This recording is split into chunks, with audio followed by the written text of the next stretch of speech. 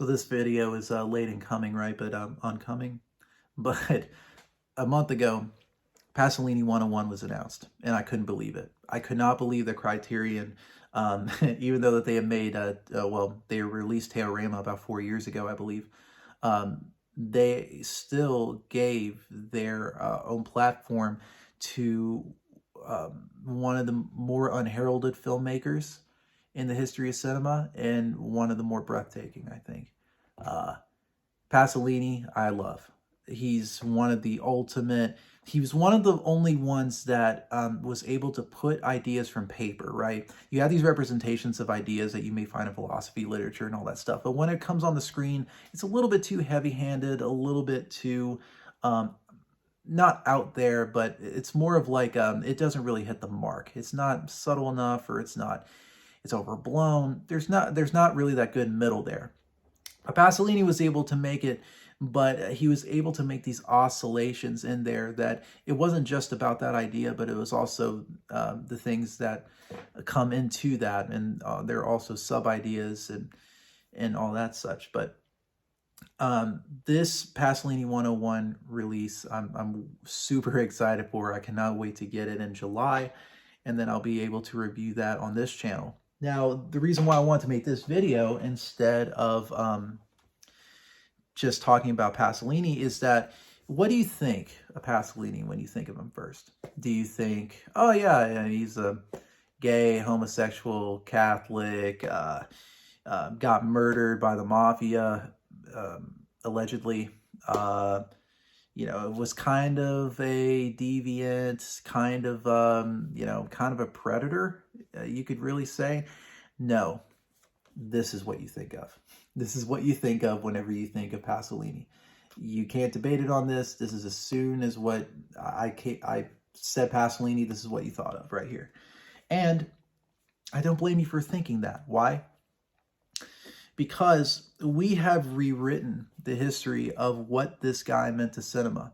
What he meant to cinema was way more than what the final piece was. Well, at least what the final statement is, what it came to be. I think that for a guy that had made really the greatest Jesus movie ever made, I don't think, and no one has really even touched the Gospel according to St. Matthew. One of the better slum movies I've ever watched in Akatone. One of the better historical pieces in the Trilogy of Life, and to the allegorical films in Teorama and this. I don't think everything that Pasolini made is so interesting. It's almost like what Ebert said about Werner Herzog, which I don't agree with on Herzog, is that all of his failures are spectacular in some way. And I feel that way with Pasolini, because the way, like I said, the way he's able to bring these ideas, wrangle them, bring them onto the screen, that even the Salo, which I don't think it's just a whatever film experience for me, I still think that there is life in this, and there is something palpable about it. Now, we get into these brain dead memes about Salo, right? But what is it? What is Salo? Why is it a beast of a film? Is it because there's there's abuse and sexualization and deprivation in this film? Is it this boogeyman that people have made it out to be? And I am going to say it yes and no. And I'll start with the basics off first, and at least the history for those of you who don't know about Salo. So Pasolini had made this trilogy of life films, the Decameron, which is my favorite Pasolini film, Canterbury Tales, and Arabian Nights. These films were so successful for Pasolini that this was made in a very great, well, not great time in his life, but it was the most fruitful films that he ever made. And he made so much money from it, even with the pornographers at the time that was ripping off the Decameron and making these, pornographic films that he absolutely detested. He still made a lot of money from it, and because he was he's such a contradictory character that he was never able to really enjoy the success of the Trilogy of Life. He always thought that for some reason he brought upon like the fetishization of these carnal pleasures, that he tried to at least make in these films. Um, he tried to make it earthly. He tried to make it like that it was non-corruptible. It wasn't socially manipulated. These were just regular people and just enjoying life, right? Being free, I guess. But because of the pornography situation that happened with the trilogy, he totally turned against it. He had written this famous newspaper article where I don't regret making the trilogy of life, but I regret the ideas in it, and I should have been more. I should have thought better, right? But if you look back at it, he said that about every single movie that he made. Even through the gospel according to St. Matthew, he's just like, I wouldn't have filmed the Jesus walking on water scene because that's just like too mystical. Like, I didn't want that. I liked everything else about it. And I think every director goes through that, right? But even for him, like for someone that is just had some of the most beautiful close-ups in films that I could ever really, even to like all the films that I have in the Criterion Channel, Malick, Kiarostami, Chaplin, Pasolini's up there with them, man. So whenever it comes to and those are two, and whenever it comes to like Salo's reputation, though, he had made Salo almost as a revolutionary act against really everybody. Think about how he made these films. All right, where did the money come from? It wasn't like he was just getting money out of his ass, because most of these movies were art films. They weren't made for like regular distribution, and when they did, they were banned because like no decent person wanted to see a Pasolini film, right? And especially when Salo came out, like they banned it completely in Italy, I think. Um, but in that case, Salo, Salo's ideas, of course, he adapted it from Marquis de Sade's 120 Days of Sodom, and he had thought, you know what?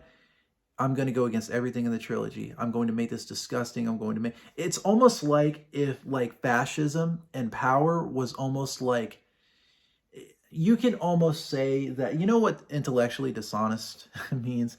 It's almost like if he made this one noted film about Salo, well, about fascism, in order to just get back at the pornographers. I always had that in the back of my head, knowing the historical context of it, right?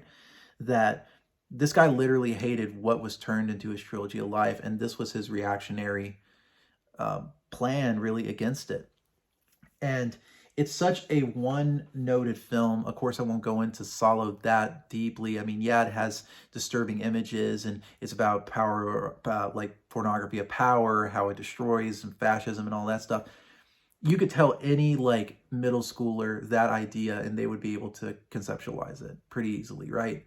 Um, Now, and most people won't tell you this, but Salo is actually a very dialogue heavy film. It is not, it is heavy on visuals as well, but not so much as, because you have it goes through circles of hell, right? Like Dante. But in between, it's the piano player and the courtesan talking back and forth about the most disgusting, depraved things, while all these things are happening within that time. So it's not a total like sensory heavy film. It's more thoughtful than that. Um, but for the one notedness, it's almost sort of like that is the problem with like films like Salo, even though that they are powerful in what they have to state. It's almost like the ideas are not rich enough. It's almost like the one concept that you have is the only thing that you can build the film on, and unless you have like differing like types of avenues that you can go down to try to like, okay, this idea, this power can relate to this, or it can relate to that. I don't think you can have a successful film, especially an allegorical one such as this.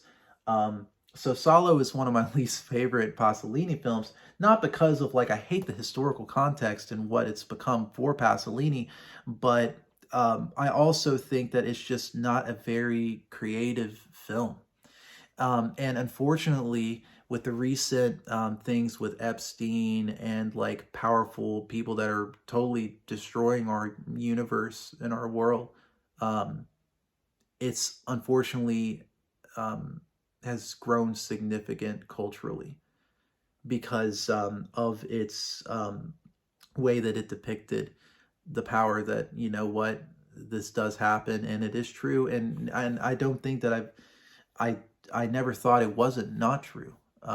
But to show it and to make it just a one note and to like, I just think that there needed to be a lot more within it. Um, but maybe the arguments that I make are just, you can easily say that it's the greatest film he ever made, right? And so this film cost him his life because the mafia saw probably like the money that they went into making this fucking horrible film and just straight up murdered his ass, right? At least that's my take on it, but it probably didn't happen. Who knows, man? That was like 50 years ago. But even so, I do think that with Criterion's now push to make Pasolini not just about Salo, but his whole filmography is completely important and relevant to how now that we should be able to look at Pasolini as a one-of-a-kind filmmaker that every, um, even if you don't like his sort of like very poetic style that I do, you still have a lot of those ideas that he's able to. It's like I think the Gospel according to Saint Matthew is like must watch, like or Akatone or Mama Roma, like all these great films that he made is just wonderful. So, moral of the story is that um, now we have something to at least point to, like this product that's come out, and all these rights that had gone everywhere, like from like 10 to 15 years ago. Now we can um, uh, bring it together, combine it, and say like this was Pasolini. You don't need Trilogy of Life, and you don't need really Salo. Even though I love Trilogy of Life, those are two completely separate things from Pasolini's development. So. Uh, I'm going to get Pasolini 101. I'm going to review it if I haven't already said it. Thank you guys again for watching. Appreciate it.